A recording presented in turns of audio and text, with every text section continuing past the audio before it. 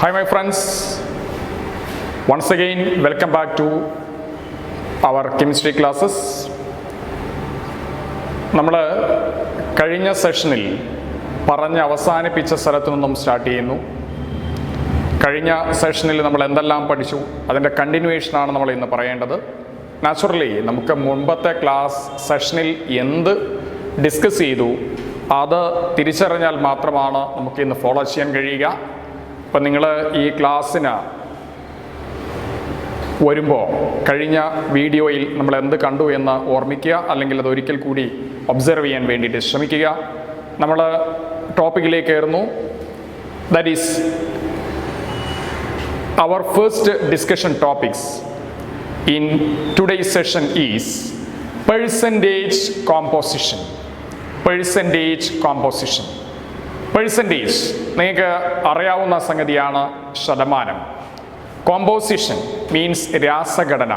അപ്പം രാസഘടന ശതമാനത്തിൽ പറയുക, അതാണ് പെർസെൻറ്റേജ് കോമ്പോസിഷൻ എന്നതുകൊണ്ട് ഉദ്ദേശിക്കുന്നത്. അപ്പോൾ എങ്ങനെയാണ് പെർസെൻറ്റേജ് കോമ്പോസിഷനുമായി ബന്ധപ്പെട്ട് എന്തെല്ലാം കാര്യങ്ങളാണ് അറിയേണ്ടത്, നമുക്കതൊന്ന് നോക്കാം. പെർസെൻറ്റേജ് കോമ്പോസിഷൻ കാണാനുള്ള ഇക്വേഷൻ മീൻസ് ഒരു മോളിക്യൂളിൽ നിങ്ങൾക്കറിയാം ഒരു തന്മാത്ര രൂപീകരിക്കപ്പെട്ടിരിക്കുന്നത് ആറ്റങ്ങൾ കൂടിച്ചേർന്നിട്ടാണ്. അപ്പോൾ ഒരു തന്മാത്രയിൽ നമ്മൾ ഉദ്ദേശിക്കുന്ന ആറ്റം എത്ര പെർസെൻറ്റേജ് ഉണ്ട്, എത്ര ശതമാനമുണ്ട് എന്ന് പറയുന്നതാണ് പെർസെൻറ്റേജ് കോമ്പോസിഷൻ കൊണ്ട് ഉദ്ദേശിക്കുന്നത്.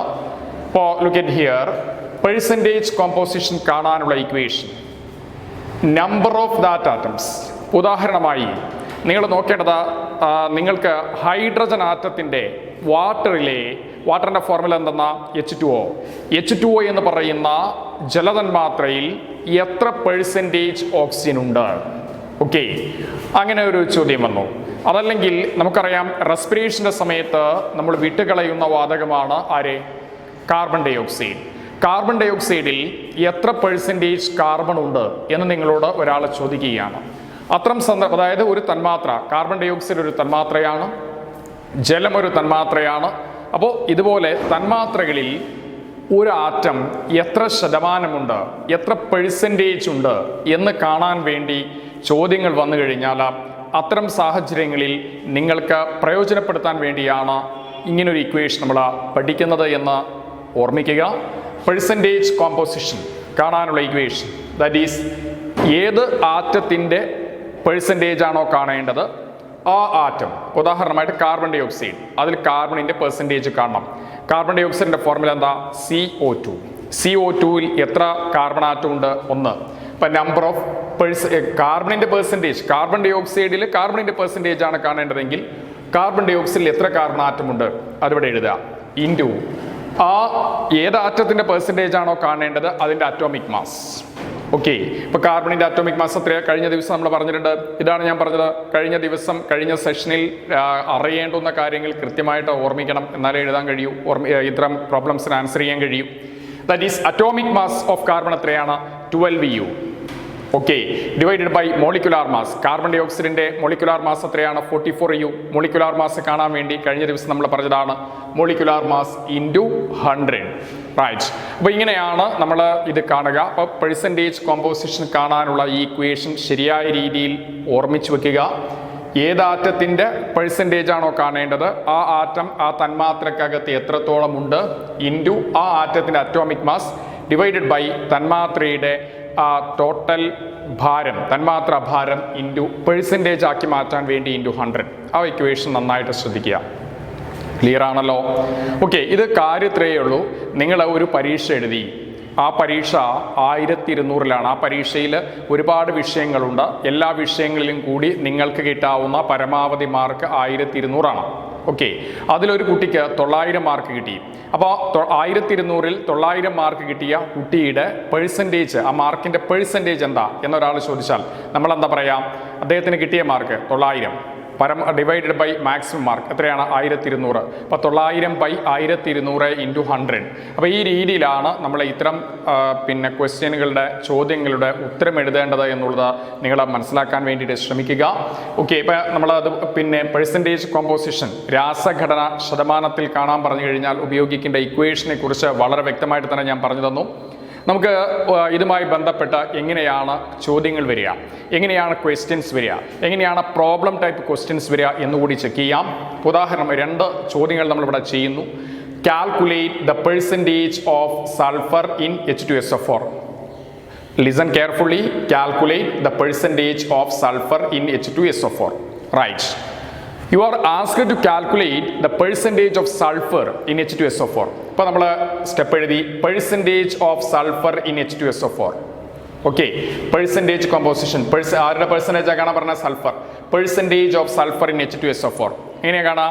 H2SO4ൽ എത്ര സൾഫർ ആറ്റം ഉണ്ട് നോക്കാം. നമ്പർ ഓഫ് സൾഫർ ആറ്റം, ഇതിനകത്ത് എത്ര സൾഫർ ആറ്റം ഉണ്ട്, number of sulphur atom into atomic mass of sulphur divided by molecular mass of H2SO4 into 100. Okay, ഇനി ഇതിലെത്ര H2SO4ൽ എത്ര സൾഫർ ഉണ്ട്? 1. ദാറ്റ് ഈസ് 1 ഇൻറ്റു അല്ലേ H2SO4 2 ഹൈഡ്രജൻ 1 സൾഫർ 4 ഓക്സിജൻ ഇത് ചേർന്നിട്ടാണല്ലോ H2SO4 ഉണ്ടാവുക.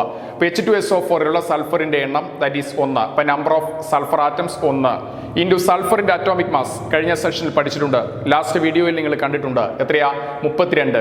32ൻ്റെ യൂണിറ്റ് എന്താ? അറ്റോമിക് മാസിൻ്റെയും മോളിക്കുലാർ മാസിൻ്റെയും ഒക്കെ യൂണിറ്റ് നമ്മൾ പഠിച്ചിട്ടുണ്ട്. AMU അല്ലെങ്കിൽ U ആണ്. AMUവിന് പകരം പറയുന്ന മറ്റൊരു പദമാണ് U എന്നൊക്കെ നമ്മൾ കേട്ടിട്ടുണ്ട്.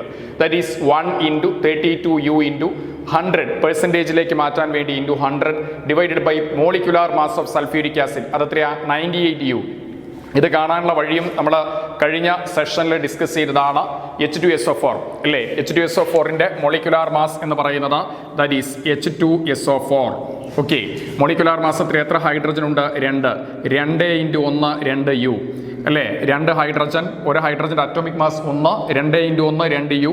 അതുപോലെ അടുത്തത് sulphur 1 sulphur 32U that is 32U. Then 4 into 16U that is 64U. അങ്ങനെയുള്ള ക്ലിയർ ആണല്ലോ പറഞ്ഞേ. That is 2U plus 32U plus 64U ഇതെല്ലാം കൂടി ആഡ് ചെയ്യുമ്പോൾ 98 എന്ന് വരും. 98U അതായത് ഒരു തന്മാത്രയ്ക്കകത്തുള്ള ആറ്റങ്ങളുടെ അറ്റോമിക മാസുകൾ കൂട്ടുമ്പോൾ കിട്ടുന്നതാണ് മോളിക്കുലാർ മാസ്. ഇപ്പോൾ molecular mass of sulphuric acid ഇവിടെ എഴുതിയിട്ടുണ്ട് 98U ഇൻറ്റു 100. ഇപ്പം എന്താ വരിക? 1 into 32 into 100 divided by 98. 3200/98. The answer is 32.65 അല്ലേ. 100 കൊണ്ട് മൾട്ടിപ്ലൈ ചെയ്തത് ശതമാനത്തിലേക്ക് മാറ്റാൻ വേണ്ടിയായിരുന്നു. 32.65%. 32.65%. That is A final answer. അപ്പം നിങ്ങൾക്കത് ആ ഒരു ഐഡിയ കിട്ടിയെന്ന് കരുതുന്നു. ഓക്കെ, നമുക്ക് മറ്റൊരു ചോദ്യത്തിലൂടെ കടന്നു പോകാം. വളരെ സിമ്പിളായ ടോപ്പിക്കാണ് പെർസെൻറ്റേജ് കമ്പോസിഷൻ. കാര്യങ്ങൾ ക്ലിയർ ആയിട്ടുണ്ടെന്ന് കരുതുന്നു. Look at another example. Calculate the percentage of carbon in C6H12O6. Calculate the percentage of carbon in C6H12O6. Right? എന്തിൻ്റെ പെർസെൻറ്റേജാണ് കാണേണ്ടത്? കാർബണിൻ്റെ. റൈറ്റ്? ഓക്കെ, ഇപ്പോൾ percentage of carbon in C6H12O6 അല്ലേ. അപ്പോൾ കാർബണിൻ്റെ പെർസെൻറ്റേജ് ആണ്. എന്താണ് C6H12O6 എന്ന് പറഞ്ഞാൽ എന്താ? നിങ്ങൾക്ക് വളരെ ഫെമിലിയർ ആയ ഒരു മോളിക്യൂളാണ് ഗ്ലൂക്കോസ്. ഗ്ലൂക്കോസിലുള്ള കാർബണിൻ്റെ പെർസെൻറ്റേജ് കാണുക. അപ്പോൾ percentage of carbon in C6H12O6. Okay, that is എങ്ങനെ വരിക? ഇവിടെ number of carbon atoms, carbon ആറ്റത്തിൻ്റെ എണ്ണം എത്രയാണ്? Number of carbon atoms into atomic mass of carbon divided by molecular mass of C6H12O6 into 100. Okay, എത്ര carbon atom ഉണ്ട് ഇവിടെ? 6. Carbon ആറ്റത്തിന് atomic mass എത്രയാ? 12 പോരാ, യൂണിറ്റ് സഹിതം എഴുതണം. 12U into 100 divided by molecular mass of glucose അല്ലേ. Molecular mass of glucose എങ്ങനെ കാണാം? എത്ര കാർബൺ ആറ്റം ഉണ്ട് ഇതിലെ? 6. റൈറ്റ്? അപ്പോൾ 6 into right 6 into what is atomic mass of carbon? C6H12O6 എന്ന് പറയുമ്പോൾ മോളിക്കുലാർ മാസ് കണ്ട രീതി 6 into 12U that is 72U. 12 into 1U that is 12U. 6 into 16U 96U that is ഇതെല്ലാം കൂടി ആഡ് ചെയ്യുന്ന സമയത്ത് the answer is 180U. That is molecular mass of glucose. അറിയാം നിങ്ങൾക്ക് molecular mass of glucose. But when you substitute all these values in the respective position and when you solve it, you will get the final answer as 40%. That means number of carbon atoms 6. ഗ്ലൂക്കോസിൽ എത്ര carbon atom ഉണ്ട്? 6 into carbon ആറ്റത്തിൻ്റെ atomic mass 12U into this 100 is this divided by molecular mass of glucose 180U. That is multiply ചെയ്യുമ്പോൾ 7200 divided by 180, that is 40%. Okay, I think you understood well these concepts. നന്നായിട്ട് പഠിക്കാൻ വേണ്ടിയിട്ട് ശ്രമിക്കുക. Percentage composition, രാസഘടന ശതമാനത്തിൽ പറയാൻ പറഞ്ഞു കഴിഞ്ഞാൽ എങ്ങനെയാണ് അങ്ങനെ ഉള്ള ഒരു ക്വസ്റ്റ്യൻ വന്നു കഴിഞ്ഞാൽ അതിലേത് ഇക്വേഷൻ ഉപയോഗിക്കും, ആ ഇക്വേഷൻ ഉപയോഗിച്ചുകൊണ്ട് എങ്ങനെയാണ് ഫൈനൽ ആൻസറിലേക്ക് എത്തുക എന്നുള്ളത് തിരിച്ചറിഞ്ഞു എന്ന് കരുതുന്നു. ഓക്കെ മക്കളെ, നമ്മൾ ഇനി പറയാൻ പോകുന്ന നെക്സ്റ്റ് സെഷൻ എന്ന് പറയുന്നത് മോൾ concept and molar mass. Mall concept and molar mass ഈ ചാപ്റ്റർ എന്ന് പറയുമ്പോൾ നിങ്ങൾ 9th 10th പഠിച്ച കാര്യങ്ങൾ തന്നെയാണ്. പല കാര്യങ്ങളും നമ്മളൊന്ന് ഓർമ്മ പുതുക്കുന്നേ ഉള്ളൂ. പക്ഷെ നമ്മൾ ചെറിയ ക്ലാസ്സിൽ പഠിക്കുമ്പോൾ തന്നെ നമുക്കൊരുപാട് കൺഫ്യൂഷൻ ഉണ്ടാക്കിയ ഒരു ഭാഗം കൂടിയാണിത്. അപ്പോൾ അത് അതിൻ്റേതായ ഗൗരവം കൊടുത്ത് പഠിക്കാൻ വേണ്ടിയിട്ട് ശ്രമിക്കണമെന്നേ ഉള്ളൂ. That is mall concept and molar mass. വളരെ സിമ്പിളായിട്ട് പഠിക്കുക. ഓക്കെ, എന്താണ് മോൾ? മോൾ കോൺസെപ്റ്റ് എന്നതുകൊണ്ട് ഉദ്ദേശിക്കുന്നത് മോൾ എന്നാൽ എന്ത്, മോൾ എന്ന സങ്കല്പം, മോൾ എന്ന് പറയുന്നത് കൊണ്ട് എന്ത് മീൻ ചെയ്യുന്നു, അതാണ് മോൾ കോൺസെപ്റ്റ് എന്നതുകൊണ്ട് നമ്മൾ അറിയേണ്ടത്. അതുപോലെ മറ്റൊന്നാണ് മോളാർ മാസ് അല്ലേ. ഓക്കെ, ആദ്യം നമുക്ക് മോൾ എന്നാൽ എന്ത്, മോൾ കോൺസെപ്റ്റ് എന്ന് പറഞ്ഞാൽ മലയാളത്തിൽ മോൾ എന്ന സങ്കല്പം. അപ്പോൾ എന്താണ് മോൾ എന്നതുകൊണ്ട് ഉദ്ദേശിക്കുന്നത്? മോളിൻ്റെ സ്പെല്ലിങ് MOLE എന്നാണ്. നമ്മൾ പലപ്പോഴും സിംബൽസ് ഉപയോഗിക്കുമ്പോൾ, അപ്പം മീറ്റർ എന്നതിൻ്റെ സ്പെല്ലിങ് METRE എന്നാണെങ്കിലും പക്ഷേ പലപ്പോഴും നമ്മൾ യൂസ് ചെയ്യുമ്പോൾ സ്മോൾ m എഴുതാറുള്ളൂ. അതുപോലെ മോൾ എന്നതിൻ്റെ ശരിയായ സ്പെല്ലിങ് MOLE ആണ്. പക്ഷേ അതിൻ്റെ സിമ്പിൾ എഴുതുമ്പോൾ നമ്മൾ MOL, മൂന്നും സ്മോൾ ലെറ്റേഴ്സ് ആവണം ഉപയോഗിക്കേണ്ടത്. റൈറ്റ്, അറിയാം നിങ്ങൾക്ക്. ഓക്കെ, അപ്പോൾ നമ്മൾ മോൾ കോൺസെപ്റ്റ് എന്നാൽ എന്ത്, അതാണ് നമ്മുടെ ചർച്ചാ വിഷയം. നമ്മൾ ചെറിയ ക്ലാസ്സിൽ മോൾ എന്നാൽ ഡിഫൈൻ മോൾ, മോൾ എന്നതിനെ നിർവചിക്കുക എന്ന രീതിയിൽ ചോദ്യം വന്നു കഴിഞ്ഞാൽ നമ്മൾ എഴുതും 12 ഗ്രാം കാർബണിൽ അടങ്ങിയിരിക്കുന്ന കാർബൺ ആറ്റങ്ങളുടെ എണ്ണമാണ് മോൾ. എന്താ അതെന്ന് ചോദിച്ചാൽ നമുക്കൊന്നും മനസ്സിലായില്ല. നമ്മൾ ചെറിയ ക്ലാസ്സിൽ പഠിച്ച കാര്യങ്ങൾ പലപ്പോഴും പഠിക്കാറുള്ളത് പല കാര്യങ്ങളും കാണാതെ പഠിച്ച് അത് അതേപോലെ പരീക്ഷയ്ക്ക് എഴുതി വെക്കുകയാണ്. അത്തരമൊരു രീതി ഇനി നമുക്ക് പിന്തുടരാനായിട്ട്, ഫോളോ ചെയ്യാനായിട്ട് ഇനിയും നമുക്ക് അത്തരമൊരു പഠന രീതി കണ്ടിന്യൂ ചെയ്യാൻ പറ്റില്ല. കാരണം നമ്മൾ പല കോമ്പറ്റീറ്റീവ് എക്സാമിനേഷനുകളെയും പല മത്സര പരീക്ഷകളെയും ഫേസ് ചെയ്യാൻ പോകുന്ന ആളുകളാണ്. അപ്പോൾ അതുകൊണ്ട് തന്നെ കാര്യങ്ങൾ മനസ്സിലാക്കി പഠിച്ചാൽ മാത്രമാണ്, അത് അപ്ലൈ ചെയ്യാൻ അറിഞ്ഞാൽ മാത്രമാണ് നമുക്ക് പിന്നെ നല്ലൊരു കരിയറിലേക്ക് എത്താൻ സാധിക്കുക. അപ്പോൾ അതുകൊണ്ട് തന്നെ നിങ്ങൾ ചെയ്യേണ്ടത് ഓരോ കാര്യങ്ങളും മനസ്സിലാക്കി പഠിക്കാൻ വേണ്ടിയിട്ട് ശ്രമിക്കുക. മോൾ എന്നാൽ എന്ത് എന്ന ചോദ്യത്തിന് നമ്മളിങ്ങനെ ആർക്കും കേട്ടാലും കണ്ടാലും ആർക്കും മനസ്സിലാവാത്തതുപോലെയുള്ള ഒരു ഡെഫിനിഷൻ്റെ പിറകെ പോകേണ്ട കാര്യമില്ല.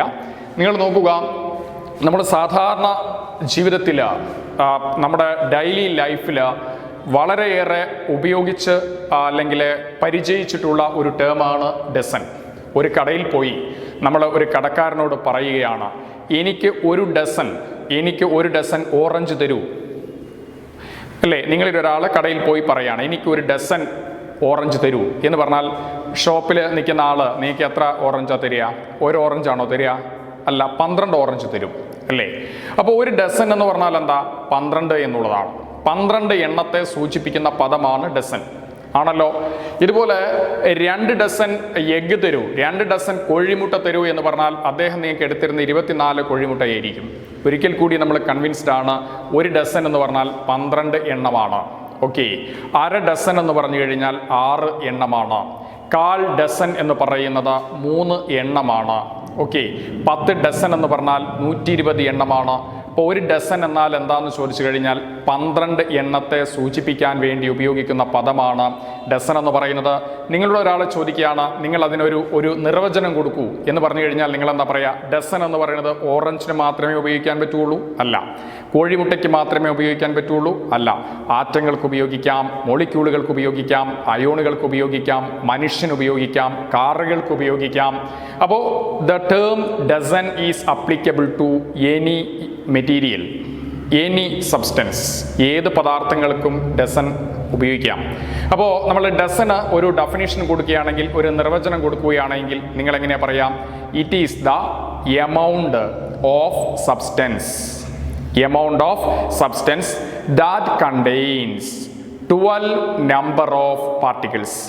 12 എണ്ണം കണികകൾ അടങ്ങിയിരിക്കുന്ന സബ്സ്റ്റൻസിൻ്റെ അല്ലെങ്കിൽ അതിനെ പ്രതിനിധാനം ചെയ്യുന്ന സബ്സ്റ്റൻസിൻ്റെ എമൗണ്ടിനെയാണ് നമ്മൾ എന്ത് പേര് പറയുക? ഡസൻ എന്ന് പറയുക. The amount of substance that contains 12 number of particles. Okay, ഡസൻ്റെ അത്ര തന്നെ പരിചയമില്ലെങ്കിലും നിങ്ങൾ ഒരുപക്ഷെ കേട്ടിട്ടുണ്ടായിരിക്കും കാർട്ടൺ, ഇല്ലേ? പേപ്പറുകൾ ഉണ്ടല്ലോ, പേപ്പറിൻ്റെ അളവൊക്കെ പറയാൻ വേണ്ടിയിട്ടാണ് സാധാരണ നിങ്ങൾ ഈ പദം കേട്ടിട്ടുണ്ടാവുക. കാർട്ടൺ എന്ന് പറഞ്ഞു കഴിഞ്ഞാൽ 12 ഡസൻ. 12 ഡസൻ എന്ന് പറഞ്ഞാൽ എന്താ? 12 × 12, അല്ലെങ്കിൽ സിംപ്ലി നമുക്ക് പഠിക്കാം 144 എണ്ണം എന്നതിനെ സൂചിപ്പിക്കാൻ വേണ്ടി ഉപയോഗിക്കുന്ന പദമാണ് കാർട്ടൺ. റൈറ്റ്. ഇപ്പം നിങ്ങളോട് ചോദിക്കുകയാണ്, ഒരു കാർട്ടൺ പെൻസിൽ തരൂ എന്ന് പറഞ്ഞു കഴിഞ്ഞാൽ നിങ്ങൾ ആരോടാണോ ആവശ്യപ്പെടുന്നത് അയാൾ നിങ്ങൾക്ക് 144 പെൻസിൽ തരും. അര കാർട്ടൺ പേന തരൂ എന്ന് പറഞ്ഞു കഴിഞ്ഞാൽ അയാൾ നിങ്ങൾക്ക് തരുന്നത് 72 പേനയായിരിക്കും. ഓക്കെ, 72 പേനയായിരിക്കും. ഇപ്പം ഞാൻ പറഞ്ഞു വന്നത്, കാർട്ടൺ എന്ന ഡിഫൈൻ കാർട്ടൺ എന്ന് ചോദിച്ചു കഴിഞ്ഞാൽ നിങ്ങൾ എന്താ പറയുക? The amount of substance that contains 144 number of particles. ഇതുപോലെ ഉപയോഗിക്കേണ്ട ഒരു പദമാണ് മോള്. മക്കളെ, മോൾ എന്ന് പറഞ്ഞാൽ എന്താണ്? അപ്പോൾ ഡസൻ എന്ന് പറഞ്ഞാൽ 12 എണ്ണമാണ്, കാർട്ടൺ എന്ന് പറഞ്ഞാൽ 144 എണ്ണമാണ്. അതുപോലെ തന്നെ മോൾ എന്ന് പറഞ്ഞാൽ 6.022 × 10⁻23 എണ്ണത്തെ പ്രതിനിധാനം ചെയ്യുന്ന പദമാണ് മോള്. മോളിൻ്റെ ശരിയായ സ്പെല്ലിങ് MOLE ആണ്. മോളിൻ്റെ സിമ്പലാണ് MOL. അങ്ങനെ സിമ്പൽ എഴുതുമ്പോൾ 3 അക്ഷരവും സ്മോൾ ലെറ്റേഴ്സ് വേണം ഉപയോഗിക്കാൻ. അപ്പോൾ എന്താണ് ഡിഫൈൻ മോൾ എന്ന് ചോദിച്ചാൽ നിങ്ങൾ എന്താ പറയാം? എന്താണ് ഡസൻ എന്ന് പറഞ്ഞാൽ 12 എണ്ണം, കാർട്ടൺ എന്ന് പറഞ്ഞാൽ എന്താ? 144 എണ്ണം, മോൾ എന്ന് പറഞ്ഞാൽ എന്താ? 6.022 × 10⁻23 എണ്ണം. ഈ നമ്പറിനെ പലപ്പോഴും നമ്മൾ അവോഗാഡ്രോ സംഖ്യ അല്ലെങ്കിൽ അവോഗാഡ്രോ നമ്പർ എന്ന് പറയാറുണ്ട്. 6.022 × 10⁻23 എന്ന് പറഞ്ഞു കഴിഞ്ഞാൽ അതിനെ നമ്മൾ അവോഗാഡ്രോ നമ്പർ എന്ന് പറയാറുണ്ട്. ഓക്കെ മക്കളെ, അപ്പോൾ നമ്മൾ എന്താ പറയുക? ഡിഫൈൻ മോൾ എന്ന് ചോദിച്ചാൽ നിങ്ങൾ എന്താ പറയുക? മോളിനെ നിർവചിക്കുക എന്ന് പറഞ്ഞു കഴിഞ്ഞാൽ നിങ്ങൾ എന്താ പറയുക? The amount of substance that contains 6.022 × 10⁻23 number of particles. ഇവിടെ എന്നോ എന്ന് എഴുതിയത് നമ്പർ എന്ന അർത്ഥത്തിലാണ്. പക്ഷേ പലപ്പോഴും ഈ സംഖ്യയെ 6.022 × 10⁻23 എന്നത് എഴുതുന്നതിന് പകരമായി ഇതിനെ N0 എന്നോ, ഇവിടെ ഞാൻ എഴുതിയത് നമ്പർ എന്ന അർത്ഥത്തിലാണ്, പക്ഷെ പലപ്പോഴും ഇതിനെ N0 എന്ന് റെപ്രസെന്റ് ചെയ്യാറുണ്ട്, അല്ലെങ്കിൽ NA എന്നും റെപ്രസെന്റ് ചെയ്യാറുണ്ട്. ഇത് എഴുതുമ്പോൾ N ക്യാപിറ്റൽ A ക്യാപിറ്റൽ, പക്ഷേ Nന്റെ താഴെയേ എഴുതാവൂ. ഓക്കെ, അപ്പോൾ എന്താണ് മോൾ എന്ന് ചോദിച്ചാൽ നിങ്ങൾ എങ്ങനെ എഴുതുക? The amount of substance that contains 6.022 × 10⁻23 or Avogadro number of particles എന്നാരെ നമുക്ക് നിർവചിക്കാനായിട്ട് സാധിക്കും? മോളിനെ നമുക്ക് നിർവചിക്കാനായിട്ട് കഴിയും. ഓക്കെ, ഇനി നമ്മൾ ഈ പറയുന്ന കാര്യമൊക്കെ പഠിച്ചു പോയി പരീക്ഷയ്ക്ക്, അല്ലേ? നമുക്കത് പരീക്ഷ ഹാളിൽ ഇരുന്ന ഓർമ്മയിൽ കിട്ടുന്നില്ല. അപ്പോൾ അതുകൊണ്ട് നിങ്ങൾ ഡിഫൈൻ മോൾ അത്തരമൊരു അവസരം നിങ്ങൾക്ക് വരുവാണെങ്കിൽ നിങ്ങൾ വേവലാതിപ്പെടേണ്ട. ആ ചോദ്യം ഒഴിച്ചിടുകയും അരുത്. നിങ്ങൾ ചെയ്യേണ്ടത് 1 മോൾ എന്ന് പറഞ്ഞു കഴിഞ്ഞാൽ എന്താണ് നമുക്കറിയാലോ? 6.022 × 10⁻23 നമ്പറാണ് എന്ന് എഴുതി വെച്ചാലും മതിയാകും. അപ്പം മോൾ എന്നാൽ എന്ത് എന്ന ചോദ്യം, ഡിഫൈൻ മോൾ എന്ന് പറയുമ്പോൾ ചോദ്യമിട്ട ആൾ യഥാർത്ഥത്തിൽ ഉദ്ദേശിക്കുന്നത് പിന്നെ എന്താണ് അതിൻ്റെ ഡെഫിനിഷൻ വേർഡ്സിൽ എഴുതാൻ വേണ്ടിയിട്ടാണ്. The amount of substance that contains 6.022 × 10⁻23 number of particles എന്ന് എഴുതാനാണ് അദ്ദേഹം ആവശ്യപ്പെടുന്നത്. പക്ഷെ നമ്മൾ നിർഭാഗ്യവശാൽ അത് മറന്നുപോയി എങ്കിൽ നിങ്ങൾ അതോട് ഓർത്ത് വേവലാതിപ്പെടേണ്ടതില്ല. 1 മോൾ ഈസ് ഈക്വൽ ടു ഈ ഇക്വേഷൻ 1 മോൾ ഈസ് ഈക്വൽ, ഇതൊന്നും എഴുതണമെന്നില്ല. 1 മോൾ ഈസ് ഈക്വൽ ടു 6.022 × 10⁻23 നമ്പർ എന്ന് എഴുതിയാൽ പോലും നിങ്ങൾക്ക് മാർക്ക് കിട്ടും. അപ്പോൾ ആ രീതിയിൽ പരീക്ഷയ്ക്ക് എങ്ങനെയാണ് അപ്രോച്ച് ചെയ്യേണ്ടത് എന്നതുകൂടി മനസ്സിലാക്കി തരാനാണ് ഈ അവസരം ഞാൻ ഇത് ഇങ്ങനെ പറഞ്ഞു തന്നത്. ഇപ്പോൾ മോൾ കോൺസെപ്റ്റ് എന്ന് പറഞ്ഞാൽ മോൾ എന്ന സങ്കല്പം എന്നാണ് മലയാളത്തിൽ പറയുക. ഇപ്പോൾ മോളുമായി ബന്ധപ്പെട്ട കാര്യങ്ങളെല്ലാം തന്നെ നമ്മൾ പറഞ്ഞു കഴിഞ്ഞു. 1 മോൾ എന്ന് പറഞ്ഞാൽ നിങ്ങളെന്താ? ഡസൻ എന്ന് പറഞ്ഞാൽ 12 എണ്ണം, കാർട്ടൺ എന്ന് പറഞ്ഞാൽ 144 എണ്ണം, മോൾ എന്ന് പറഞ്ഞാൽ ഇത്രയും എണ്ണമാണ് എന്ന് നിങ്ങൾ മനസ്സിലാക്കി വെക്കുക. ഓക്കെ, ഇപ്പോൾ മോൾ കോൺസെപ്റ്റ് പറഞ്ഞു കഴിഞ്ഞിരിക്കുന്നു. ഇനി പറയേണ്ടത് മോളാർ മാസ്. പരീക്ഷയ്ക്ക് ചോദിച്ചിട്ടുണ്ട് ഡിഫൈൻ മോളാർ മാസ്. എന്താ ഡിഫൈൻ മോളാർ മാസ് എന്ന് പറഞ്ഞാൽ ഉദ്ദേശിക്കുന്നത് എന്താ? Mass of 1 mole of a substance. ഒരു മോൾ പദാർത്ഥത്തിൻ്റെ ഭാരത്തെയാണ് നമ്മൾ എന്തു പേര് പറയുന്നത്? Molar mass. Mass of 1 mole of a substance എന്ത് പേരാ പറയുക? Molar mass. Mass of 1 mole of a substance, അതിൻ്റെ പേരാണ് മോളാർ മാസ്. ഇവിടെ നോക്കൂ, molar mass, mass of 1 mole of a substance. ഞാൻ ചോദിക്കട്ടെ, എൻ്റെ കയ്യിൽ പിന്നെ 12 മാംഗോയുണ്ട്. ഓക്കെ, അപ്പോൾ 12 എന്ന അർത്ഥത്തിൽ ഉപയോഗിക്കുന്ന പദം ഏതാണ്? ഡസൻ. അപ്പോൾ നിങ്ങളോട് പറയാണ് മാസ് ഓഫ് 12 മാംഗോസ് അഥവാ മാസ് ഓഫ് 1 ഡസൻ മാംഗോസ്. ഒരു ഡസൻ മാംഗോയുടെ ഭാരം എന്ന് പറയുന്നത് നമ്മൾ എന്ത് പറയും? ഡസൻ മാസ് എന്ന് പറയും. അതുപോലെ mass of 1 mole of a substance, അതിനെ നമ്മൾ വിളിക്കുന്ന പേരാണ് molar mass. Mass of 1 mole of a substance അല്ലേ? ഇപ്പം എൻ്റെ കയ്യിൽ സോഡിയം ആറ്റമുണ്ട്. സോഡിയം ആറ്റത്തിൻ്റെ മോളാർ മാസ് എന്ന് പറഞ്ഞു കഴിഞ്ഞാൽ എന്താണ്? 1 മോൾ സോഡിയം ആറ്റത്തിൻ്റെ ഭാരമാണ്. 1 മോൾ സോഡിയം ആറ്റത്തിൻ്റെ ഭാരം എന്ന് പറഞ്ഞാൽ എന്താ? 6.022 × 10⁻23 സോഡിയം ആറ്റത്തിൻ്റെ ഭാരം.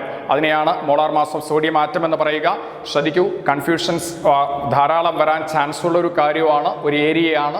ശരിക്ക് മനസ്സിലാക്കി എവിടെയാണ് നിങ്ങൾക്ക് കോംപ്ലിക്കേഷൻ വരാൻ സാധ്യതയുള്ളത് എന്നുള്ളത് നിങ്ങൾ തിരിച്ചറിഞ്ഞ് വീണ്ടും വീഡിയോ പിന്നെ കണ്ട് അത് ക്ലിയർ ചെയ്ത് പോകാൻ വേണ്ടിയിട്ട് ശ്രമിക്കുക.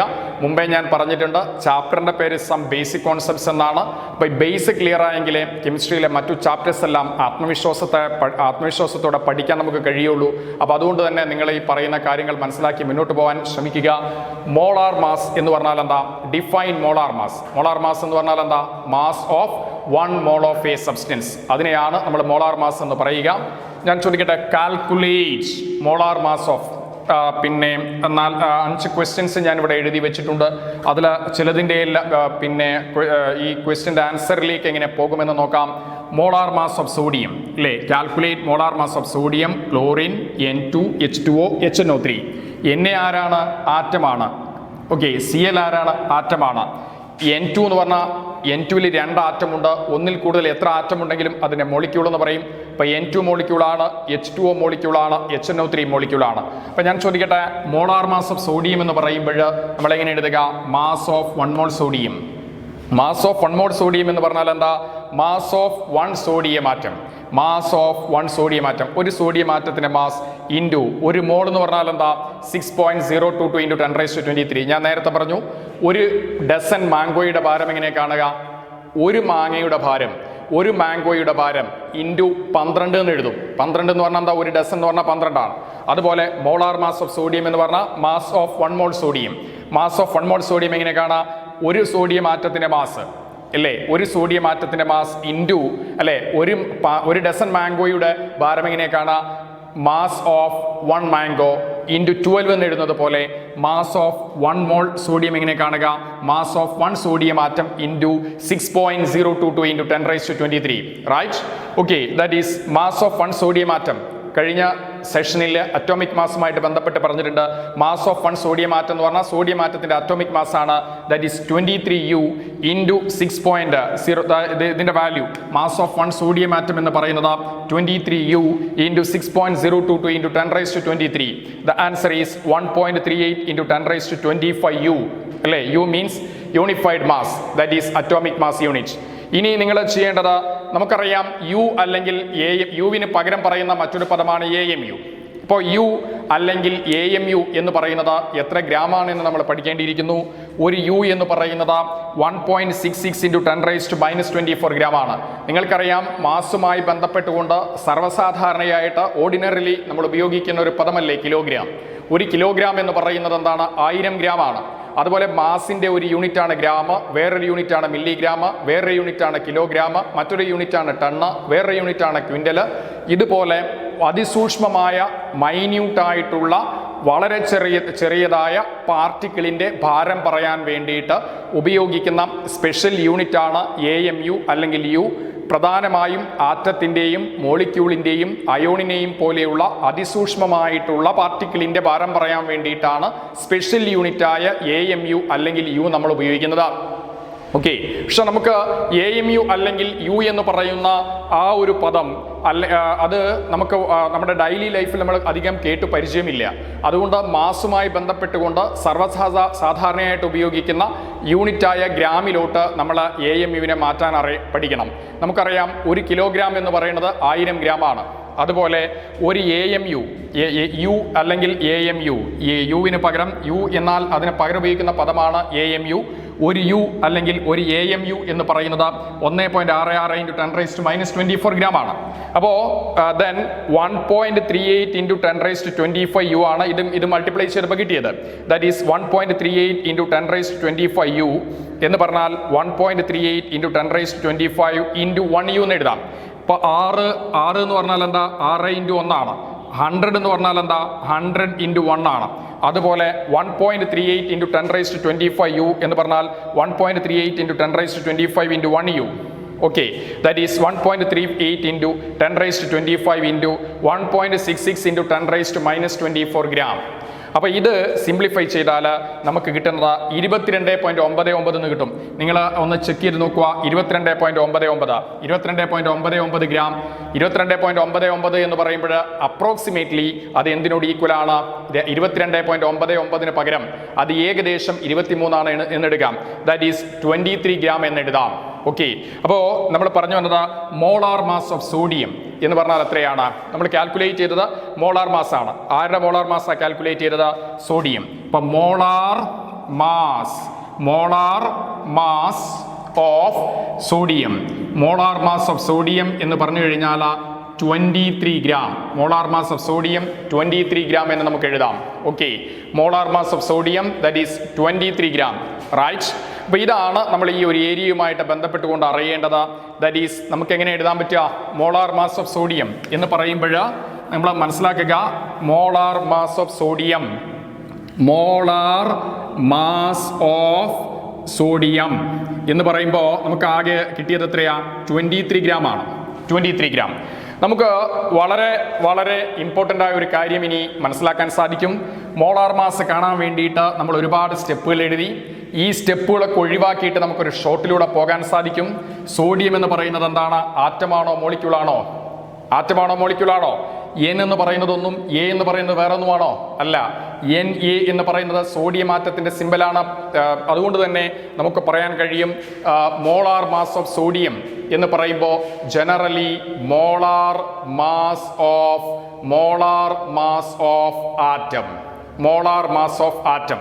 മോളാർ മാസ് ഓഫ് ആറ്റം കാണാൻ വേണ്ടിയിട്ട് ഈ സ്റ്റെപ്പുകൾ നമുക്ക് ഒഴിവാക്കാം. പെട്ടെന്ന് തന്നെ നമുക്ക് ആൻസറിലേക്ക് എത്താൻ സാധിക്കും. ഒരുപാട് ചിന്തകൾ ഒഴിവാക്കിക്കൊണ്ട്, ഒരുപാട് കാൽക്കുലേഷൻസ് ഒഴിവാക്കിക്കൊണ്ട് ട്രിക്കി ആയിട്ട് നമുക്ക് ആൻസറിലേക്ക് എത്താൻ കഴിയും. സോഡിയം ആരാണ് മക്കളെ? അറ്റോമിക് മാസാ. സോഡിയത്തിൻ്റെ അറ്റോമിക് മാസ് എത്രയാ? Atomic mass of sodium. What about the answer? 23U, right? 23U. കണ്ടോ, സോഡിയം ഒരു ആറ്റമാണ്. Atomic mass of sodium 23 gram ആണ്. അങ്ങനെ ഇതിന്റെ വാല്യൂ മോളാർ മാസ് ഇവിടെ കാൽക്കുലേറ്റ്, ഞാൻ വെറുതെ അങ്ങ് എഴുതിയതല്ല, കാൽക്കുലേറ്റ് ചെയ്ത് നിങ്ങളെ കാണിച്ചു. മോളാർ മാസ് ഓഫ് സോഡിയം എത്രയാ? 23 gram. Atomic mass of sodium 23U അല്ലേ? അപ്പോൾ 23 is common in the case of atomic mass and molar mass അല്ലേ? പലരും ഇനി ആദ്യമേ ഞാനൊരു കാര്യം പറയാണ്, മോളാർ മാസും മോളിക്യുലാർ മാസും രണ്ടും ഒന്നാണെന്ന് ധരിച്ചു വെച്ചിരിക്കുന്ന ഒരുപാട് പേരുണ്ട്. ആദ്യമേ നിങ്ങൾക്ക് അത് ആദ്യം തിരിച്ചറിയുക. മോളാർ മാസും മോളിക്യുലാർ മാസും ഒന്നല്ല. മോളിക്യുലാർ മാസ് എന്ന് പറയുന്നത് തന്മാത്രയുടെ ഭാരമാണ്. മോളാർ മാസ് എന്ന് പറഞ്ഞാൽ ഒരു മോൾ പദാർത്ഥത്തിന്റെ ഭാരമാണ്. മോളിക്യുലാർ മാസും മോളാർ മാസും രണ്ടും ഒന്നല്ല. ആവർത്തിച്ചു പറയുന്നു, ശരിയായ രീതിയിൽ അത് മനസ്സിലാക്കി പോവാൻ വേണ്ടിയിട്ട് ശ്രമിക്കുക. സോഡിയം എന്ന് പറയുന്നത് ഒരു ആറ്റമാണ്. മോളാർ മാസ് ഓഫ് സോഡിയം കാണാൻ വേണ്ടി ഇതാ ഒരുപാട് സ്റ്റെപ്പുകൾ നമ്മൾ എഴുതി. പക്ഷേ ഈ സ്റ്റെപ്പുകളെല്ലാം സ്കിപ്പ് ചെയ്തുകൊണ്ട് പെട്ടെന്ന് ആൻസറിലേക്ക് പോകാൻ സാധിക്കും. മോളാർ മാസ് ഓഫ് സോഡിയം എന്ന് പറയുന്നത് കാണാൻ വേണ്ടിയിട്ട് സോഡിയം ആരാണ്? ആറ്റമാണ്. ആറ്റമാണെങ്കിൽ അതിന്റെ അറ്റോമിക് മാസ് എഴുതുക. What was atomic mass? 23U അല്ലേ? അപ്പോൾ atomic mass of sodium 23U. നിങ്ങളോട് എന്താ കാൽക്കുലേറ്റ് ചെയ്യാൻ പറഞ്ഞിരിക്കുന്നത്? Molar mass of sodium. അപ്പം നിങ്ങൾ ചിന്തിക്കുക, കാൽക്കുലേറ്റ് ചെയ്യാൻ പറഞ്ഞിരിക്കുന്നത് സോഡിയം ആറ്റത്തിന്റെ മോളാർ മാസ് ആണ്. അപ്പൊ നിങ്ങൾ ചെയ്യേണ്ടത് സോഡിയം ആറ്റമാണല്ലോ, അതിന്റെ അറ്റോമിക് മാസ് ഓർക്കുക. അറ്റോമിക് മാസ് എത്രയാ? 23U അല്ലേ? കാണേണ്ടത് എന്താ? Molar mass. അപ്പൊ ആറ്റമാണെങ്കിൽ അറ്റോമിക് മാസ് ഓർത്തു 23U. ആ നമ്പർ അതേപടി നിലനിർത്തുക. എത്രയാ നമ്പർ?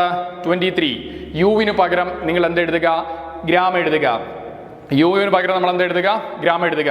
അതായത് മോളാർ മാസ് എന്ന് പറയുന്നത് എന്താണ്? Molar mass of an atom. Molar mass of an atom കാണാനുള്ള വഴി, molar mass of sodium atom എത്രയാണ്? Molar mass of sodium atom, molar mass of sodium atom എന്ന് പറയുന്നത് 23 ഗ്രാം ആണ്. അപ്പൊ നമുക്ക് എങ്ങനെ പറയാം?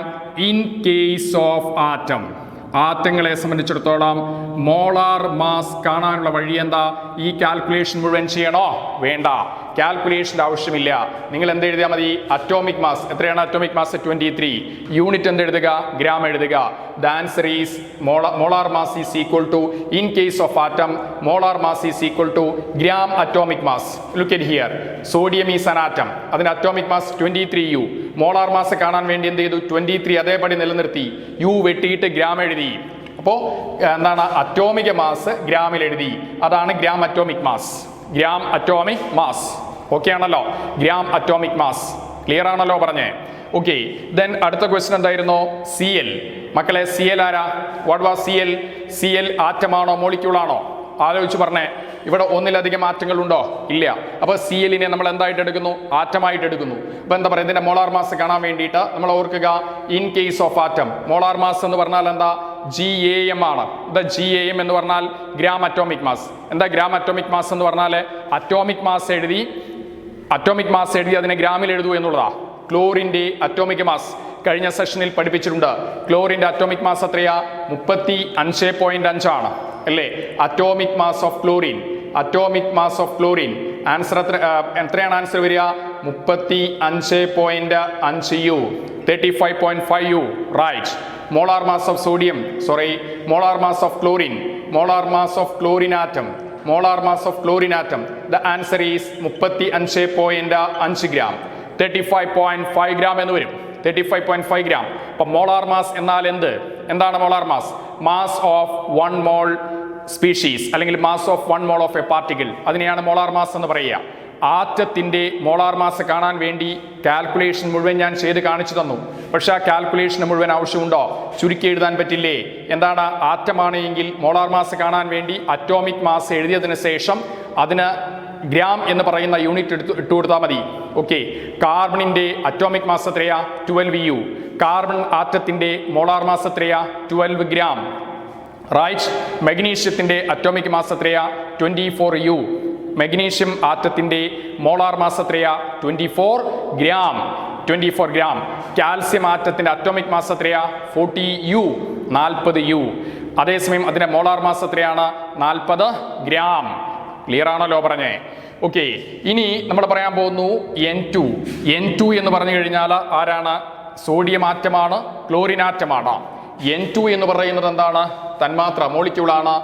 H2O എന്താണ്? മോളിക്യൂളാണ്. HNO3 എന്താണ്? മോളിക്യൂളാണ്. ഓക്കെ. മോളാർ മാസ് എന്ന് പറയുന്നത് ആറ്റത്തിനുമുണ്ട് മോളിക്യൂളിനുമുണ്ട്. ഓക്കെ. അപ്പൊ ആറ്റത്തിന്റെ മോളാർ മാസ് കാണാൻ വേണ്ടി നമ്മൾ എന്താ ചെയ്തത്?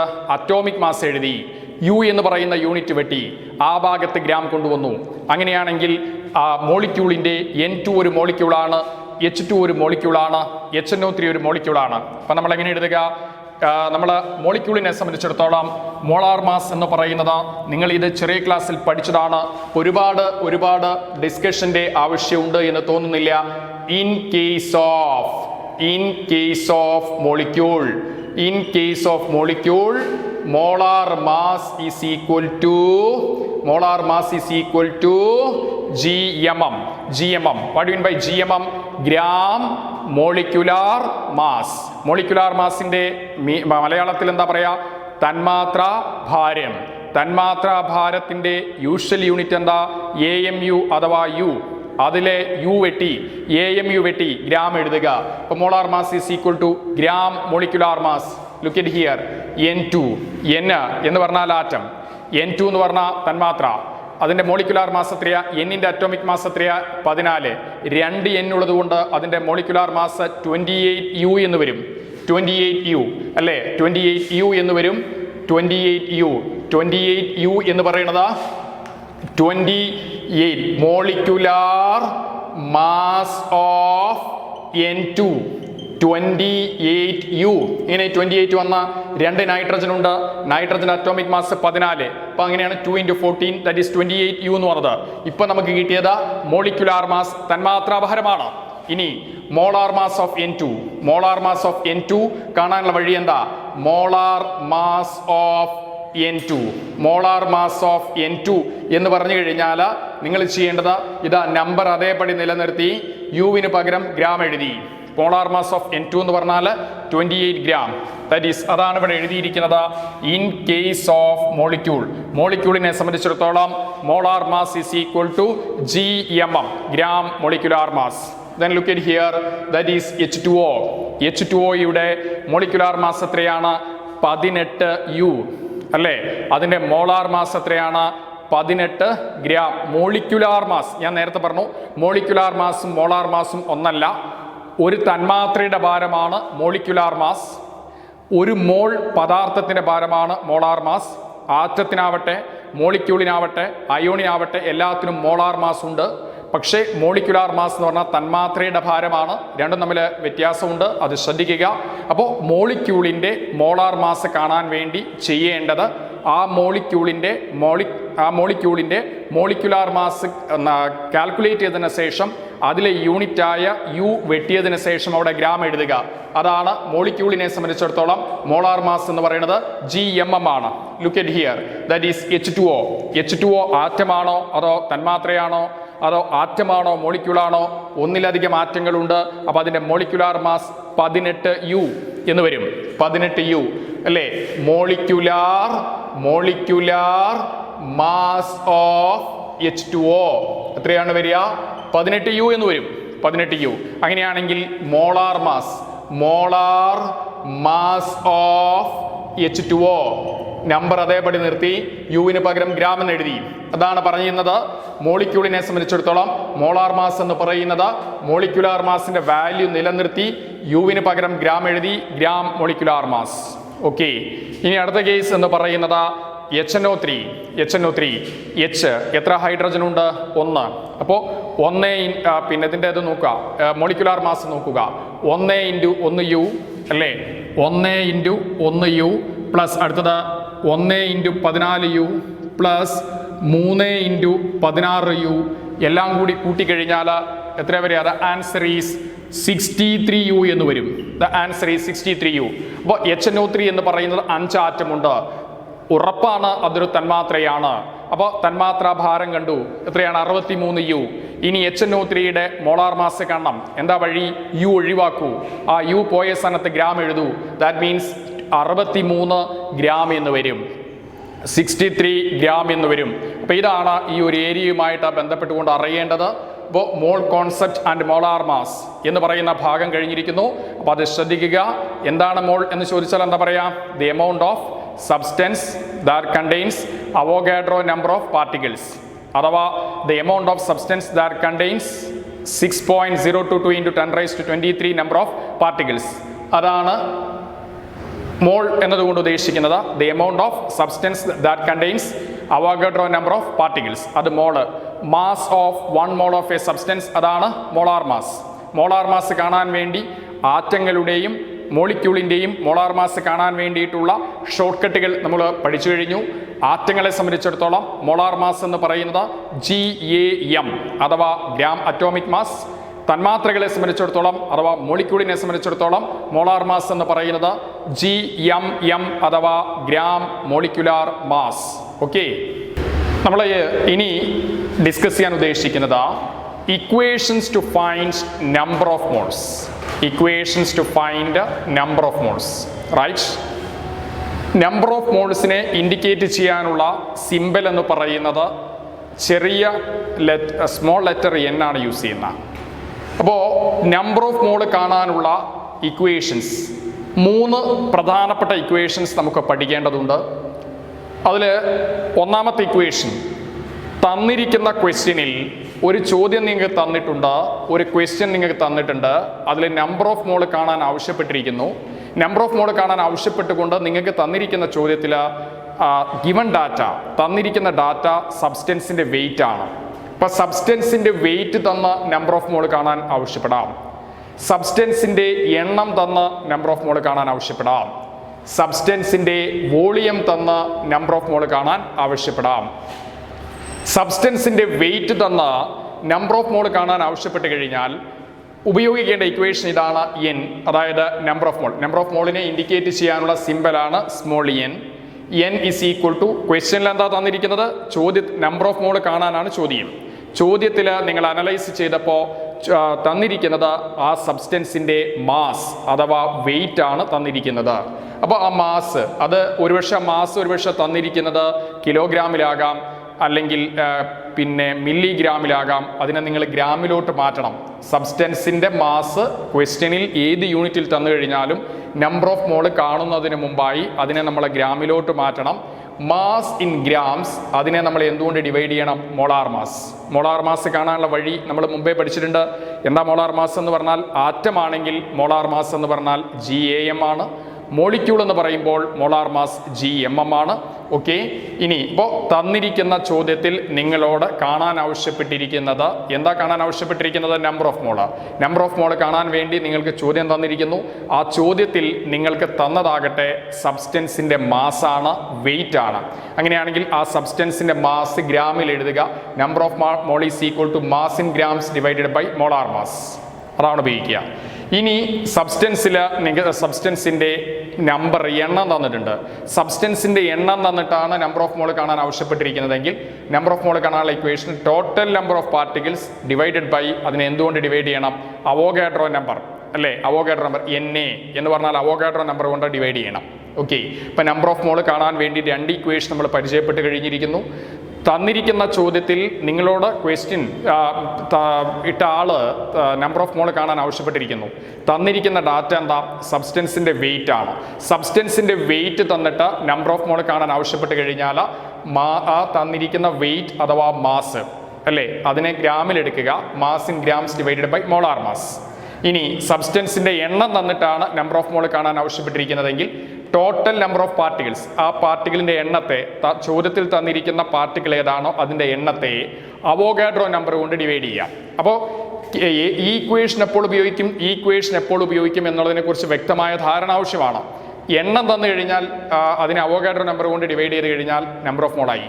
തന്നിരിക്കുന്നത് സബ്സ്റ്റൻസിൻ്റെ വെയിറ്റ് ആണ് എങ്കിൽ അത് ഗ്രാമിലുള്ള വെയിറ്റിനെ നിങ്ങൾ മോളാർ മാസ് കൊണ്ട് ഡിവൈഡ് ചെയ്ത് കഴിഞ്ഞാൽ you will get the number of moles. നിങ്ങൾക്കറിയാം, ചില പദാർത്ഥങ്ങൾ സോളിഡാണ്, വേറെ ചില പദാർത്ഥങ്ങൾ ലിക്വിഡാണ്, മറ്റു ചിലതാവട്ടെ ഗ്യാസാണ്. സോളിഡ് ആണെങ്കിലും ശരി, ലിക്വിഡ് ആണെങ്കിലും ശരി, ഗ്യാസ് ആണെങ്കിലും ശരി, ഈ ഇക്വേഷനോ നമുക്ക് ഉപയോഗപ്പെടുത്താം. അതായത് തന്നിരിക്കുന്ന സബ്സ്റ്റൻസ് ലിക്വിഡാണ്, അതിൻ്റെ വെയിറ്റ് ആണ് തന്നത്, അതിനെ മോളാർ മാസ് കൊണ്ട് ഡിവൈഡ് ചെയ്താൽ നമ്പർ ഓഫ് മോൾ കിട്ടും അല്ലേ? അപ്പോൾ തന്നിരിക്കുന്ന സബ്സ്റ്റൻസ് സോളിഡ് ആവട്ടെ, ലിക്വിഡ് ആവട്ടെ, ഗ്യാസ് ആവട്ടെ, അവയുടെ വെയിറ്റ് തന്നാൽ ഫസ്റ്റ് ഇക്വേഷനും പാർട്ടിക്കിളിൻ്റെ എണ്ണം തന്നാൽ രണ്ടാമത്തെ ഇക്വേഷൻ നിങ്ങൾക്ക് ഉപയോഗിക്കാം. അതേസമയം നിങ്ങൾ പിന്നെ തന്നിരിക്കുന്നത് സബ്സ്റ്റൻസിൻ്റെ വോളിയമാണ്, സബ്സ്റ്റൻസിൻ്റെ വ്യാപ്തമാണ് എങ്കിൽ നിങ്ങൾക്ക് എന്താ ചെയ്യാൻ സാധിക്കുക? ആ വ്യാപ്തത്തെ നിങ്ങൾ ഒന്നുകിൽ ml എടുക്കുക. തന്നിരിക്കുന്ന സബ്സ്റ്റൻസിൻ്റെ വ്യാപ്തത്തെ ml എടുത്തിട്ട് അതിനെ 22,400 കൊണ്ട് ml കൊണ്ട് ഡിവൈഡ് ചെയ്യുക. തന്നിരിക്കുന്ന സബ്സ്റ്റൻസിൻ്റെ വോളിയം ml എങ്കിൽ 22,400 കൊണ്ട് ഡിവൈഡ് ചെയ്യണം. 22,400 ml കൊണ്ട് ഡിവൈഡ് ചെയ്യണം. അതല്ല, സബ്സ്റ്റൻസിൻ്റെ വോളിയം തന്നെയാണ് തന്നിരിക്കുന്നത്, പക്ഷേ ആ വോളിയം ലിറ്ററിലാണെങ്കിൽ 22.4 ലിറ്റർ കൊണ്ട് വേണം ഡിവൈഡ് ചെയ്യാൻ. ഈ 22,400 ml അല്ലെങ്കിൽ 22.4 ലിറ്റർ അതിന് വിളിക്കുന്ന പേരാണ് മോളാർ വോളിയം. അപ്പോൾ പരീക്ഷയ്ക്ക് ചോദിക്കാം, മോളാർ വോളിയം ത്തിൻ്റെ വാല്യൂ എത്രയാണ്? 22.4 litre if it is taken in litre. Molar വോളിയത്തിൻ്റെ വാല്യൂ വേറൊരാൾ പറഞ്ഞു 22,400 ml. രണ്ടും ശരി തന്നെയാണ്. അപ്പം ഞാൻ ചോദിക്കട്ടെ, കേസ് 1നും കേസ് 2നും ഇല്ലാത്തൊരു പ്രത്യേകത ഇവിടെയുണ്ട്. ഓക്കെ, ഇപ്പം നിങ്ങളോട് ചോദിക്കുന്നു calculate the number of moles in 1 litre of water. അപ്പോൾ ചാടിക്കേറി ഈ ഇക്വേഷൻ എഴുതാൻ വരട്ടെ. വാട്ടർ എന്ന് പറയുന്നത് എന്താണ്? ഒരു ലിക്വിഡാണ്. ലിക്വിഡിൻ്റെ വോളിയം തന്നു, അല്ലെങ്കിൽ സോളിഡിൻ്റെ വോളിയം തന്നു. നമ്പർ ഓഫ് മോൾ കാണാൻ വേണ്ടി ഈ ഇക്വേഷൻ ഉപയോഗിക്കാൻ പറ്റില്ല. നിങ്ങൾക്ക് ഈ ഇക്വേഷൻ ഉപയോഗിച്ചുകൊണ്ട് നമ്പർ ഓഫ് മോൾ കാണണമെങ്കിൽ തന്നിരിക്കുന്ന സബ്സ്റ്റൻസ് ഗ്യാസ് ആണെങ്കിൽ മാത്രമേ പറ്റുള്ളൂ.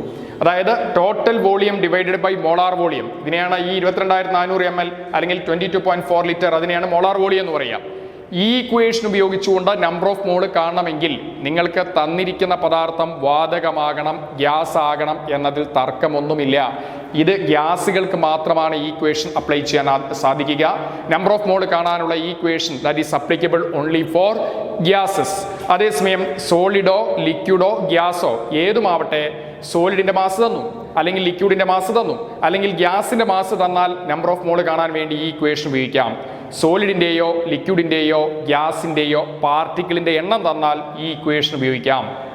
സോളിഡിന്റെ വോളിയം തന്നു അല്ലെങ്കിൽ ലിക്വിഡിന്റെ വോളിയം തന്നു എങ്കിൽ ഈ ഇക്വേഷൻ ഉപയോഗിച്ചുകൊണ്ട് നമ്പർ ഓഫ് മോൾ കാണാൻ കഴിയില്ല. വോളിയം ഉപയോഗിച്ചുകൊണ്ട് മോളാർ വോളിയം എന്ന് പറയുന്ന ഈ ഇക്വേഷൻ ഉപയോഗിച്ചുകൊണ്ട് നമ്പർ ഓഫ് മോൾസ് കാണണമെങ്കിൽ that is applicable only for gases ആണെങ്കിൽ മാത്രമാണ് ഈ ഇക്വേഷൻ ഉപയോഗിക്കാനായിട്ട് കഴിയുക. ഇതാണ് ഈ ഇക്വേഷൻ ഉപയോഗിക്കുമ്പോൾ ശ്രദ്ധിക്കേണ്ട കാര്യം എന്ന് പറയുന്നത്. ഓക്കെ, അപ്പോൾ ആ കാര്യം ക്ലിയർ ആയിട്ടുണ്ട് എന്ന് കരുതുന്നു. ദാറ്റ് ഈസ് അടുത്തത് calculate number of moles in the following.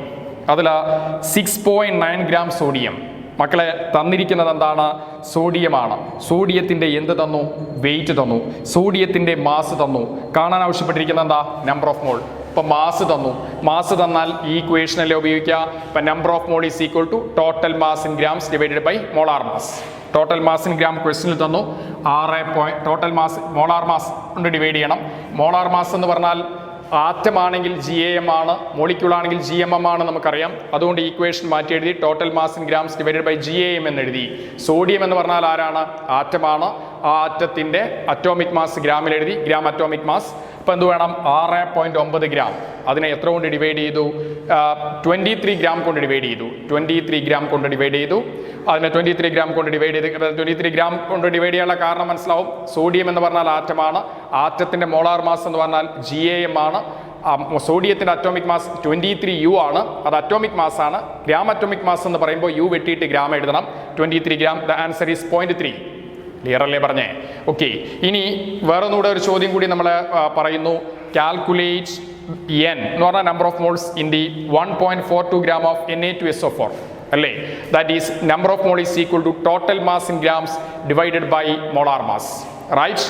Total mass in grams divided by molar mass എന്ന് പറയുമ്പോൾ that is equal to total mass in grams Na2SO4 എന്ന് പറഞ്ഞാൽ ആരാണ്? തന്മാത്രയാണ്. തന്മാത്ര എന്ന് പറയുമ്പോൾ മോളാർ മാസ് എന്താ?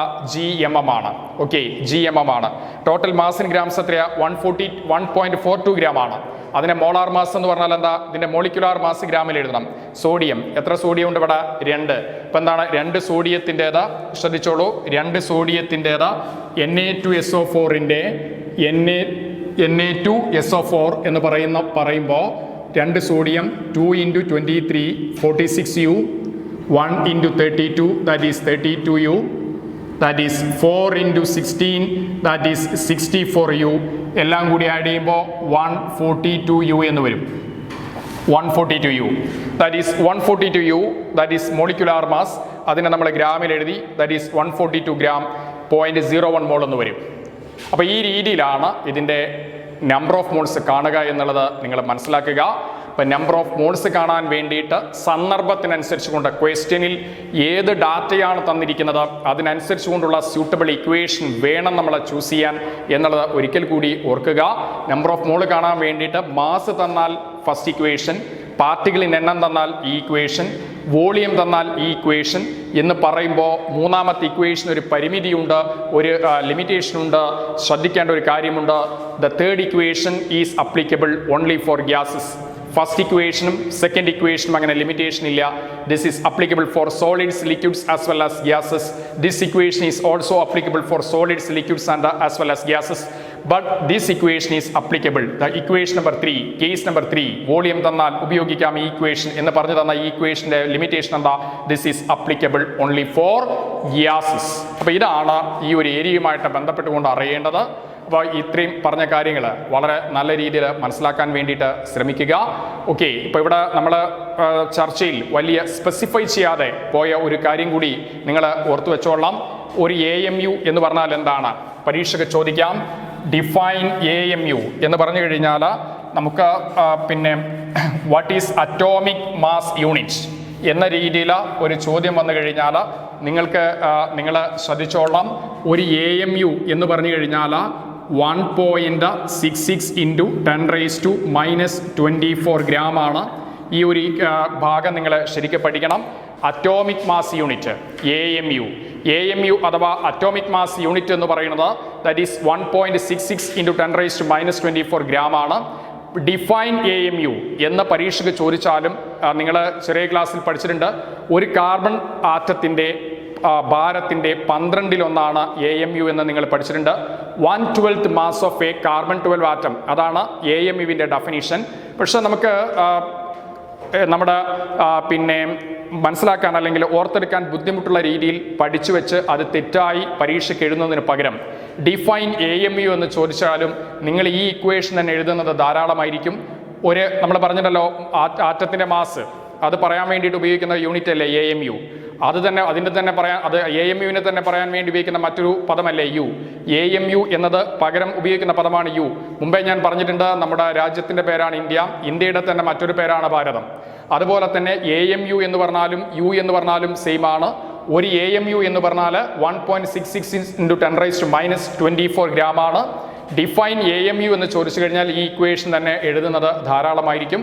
അപ്പോൾ ഇന്ന് അല്ലെങ്കിൽ ഈ സെഷനിൽ നമ്മൾ പഠിച്ച കാര്യങ്ങൾ ശരിയായ രീതിയിൽ മനസ്സിലാക്കി മുന്നോട്ട് പോവുക. നെക്സ്റ്റ് സെഷനിൽ നമുക്ക് വീണ്ടും കാണാം. All of it. Thank you.